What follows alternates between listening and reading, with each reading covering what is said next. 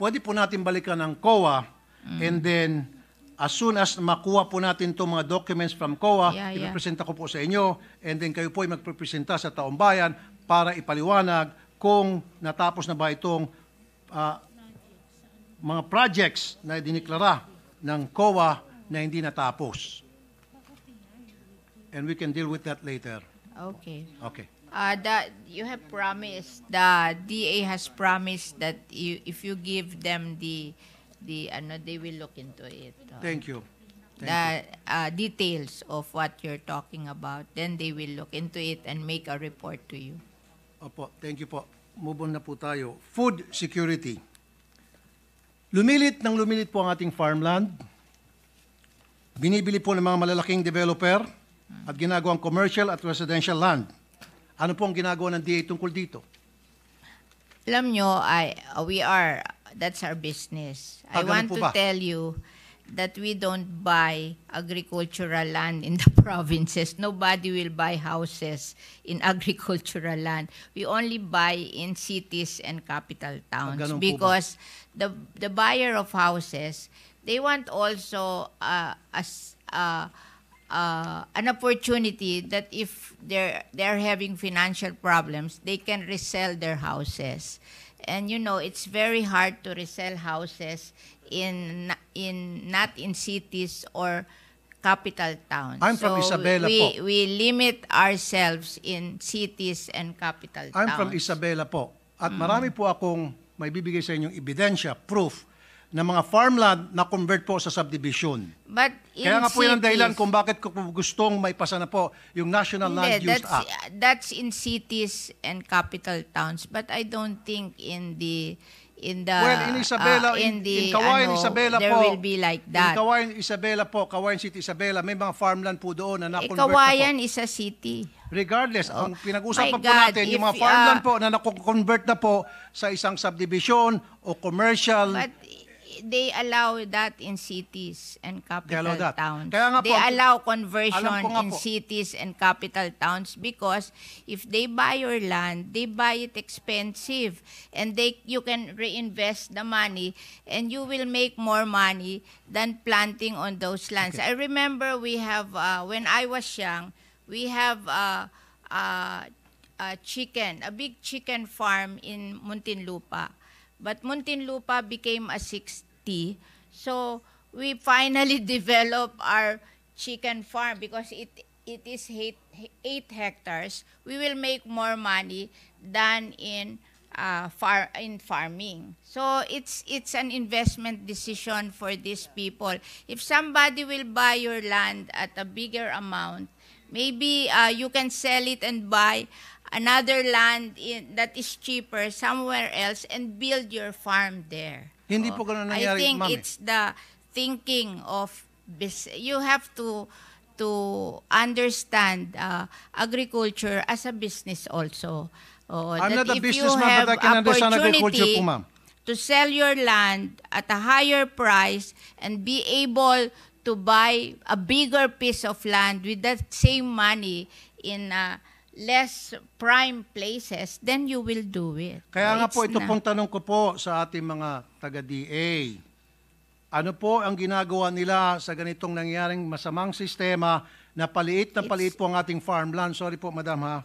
Yeah. Na hindi lang po sa Kawayan, sa Isabela, kundi sa marami pong mga probinsya na marami na pong mga subdivision na nagsilipa na. Where will the people live if you don't build subdivision? Marami po mga lugar na pwede pong pagtayuan ng subdivision. Huwag lang po i-take over yung mga farms. Kasi nga po, kuminsan yung mga farmers, dahil sila po naghihikaos, they're being taken advantage of. No. Lalo na po, meron tinatawag na rice tarification. So mura po yung mga bigas na dumarating dito, they cannot compete. And then papasok po ito mga negosyante at mag-o-offer ng pera para bilhin ng kanilang mga lupain. Of course, walang choice po yung mga farmers kung hindi ibenta na lang kanilang lupa sapagkat meron na po tinatawag na rice tarification. I wrote the rice tarification law.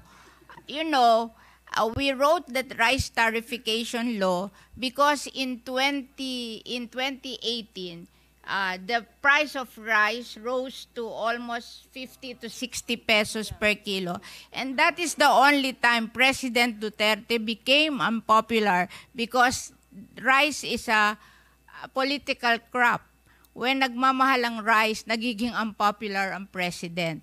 And the World Bank, we signed that WTO agreement in 1995, and they gave us 25 years to be competitive, but we failed to be competitive after 25 years. And if we don't open or liberalize the importation of rice, they will bring down our credit rating. And we have plenty of loans abroad, and we have to pay higher interest for those loans, so it will be a loss to the Philippine government. So what I did when they asked me to write the rice tariffication law, I gave all the money from the collection of rice tariff to the small farmers. 10 billion for the Rice Competitiveness Enhancement RCE. Fund, 5 billion for mechanization, 3 billion for seeds, 1 billion for loans, 1 billion for training. And anything above 10 billion that was collected, it was given to the rice farmers owning 2 hectares and below, 5,000 each, 1.6 million farmers. So that is 8 billion. So a total of 18 billion, which is the collection of the rice tariffication law na rice tariff. Alam ko po I yan. don't feel any guilt to the small farmers. All the money that came from the rice tariffication law were given to the small farmers owning 2 hectares and below. So how do we identify those small farmers? They Paano po have a list. Do you have po a list? They So have paano a po ninyo list. pinipili ng DA? No, they have paano, a list. I know po. Paano po pinipili kung sino po ang maging recipient 2 nitong hectares and pera na below. galing po sa rice tariffication? How are they being have a identified? list of farmers owning 2 hectares and below. So, Oh, meron po magpapalista ka sa kanila. They have RSBSA. Okay. Oo. So I have no guilt to any rice farmers. I'm not All saying- the money that came from the rice tariffication I'm not saying po were na kayo po'y given guilty. back to the rice farmers. I wrote that law. I know. Ako po Because yan. I studied the difference between us and the rice farmers of Vietnam. The rice farmers of Vietnam, they produce their palay at 6 pesos per kilo. We in the Philippines, we produce our palay at 12 pesos per kilo. The 6 pesos difference, I look at it. And 350 is labor. That means we're not mechanized. And 250 is the productivity of the seed. So there's something wrong with our seed. So when I wrote that Rice Competitiveness Enhancement Fund, I gave 5 billion to mechanization and 3 billion to seed distribution, and also to train them to do the same seeds with their own farm. I am teaching them to learn how to do inbred seedlings. So, Are you finished po, ma'am? yes, yes. Okay. Let's go back po dun sa food security. Alam ko po Hindi ako nag-isip. na meron pong tinatawag na Rice Comprehensive Enhancement Fund. Rice Competitiveness Competitive, Enhancement okay. Fund. Enhancement Fund. Nasabi niyo po sa akin, so dapat may 2 hectares yung farmer para sila po ay mag-qualify dyan. Okay na po tayo dyan. However, hindi pa rin po talaga tunay na nasasagot yung pong katanungan ko po na ano pong ginagawa ng DA na yung pong mga farmland ay nako-convert na po sa nagiging residential area na po at commercial area. We need the residential area and the commercial area to improve the quality of lives of our people. Ang alam nyo, it's not the amount of farmlands. It's the efficiency of using these farmlands. Alam nyo, pag maganda ang seeds mo at mechanized ka, even with smaller area of farmlands, you can do better Kaya nga and po, ma'am, earn more. Kaya- Kaya nga we're teaching the farmers to do mechanization and to plant better seedlings and to teach them that they have to operate their farm as a small business so they will make more money.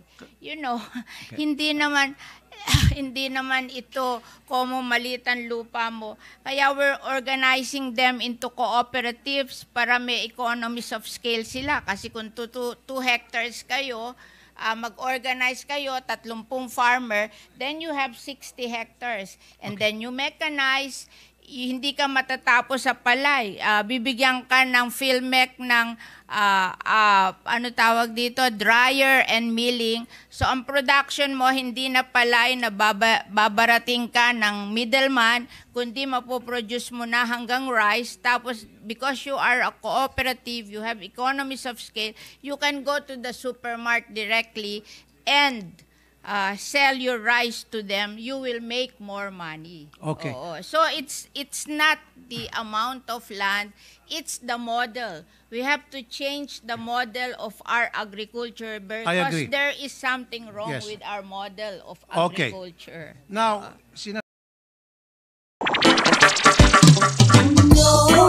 May kulanong salita na ang ibig sabihin dito ay ang pagkakaisa. Bunyog Party List. Halika na, Bunyog Party List ka na. Halika na, Bunyog Party List ka na. Sa susunod, ang atinang suportahan, Bunyog Party List, nagtataguyod ng katotohanan, lumalaban para sa bayan.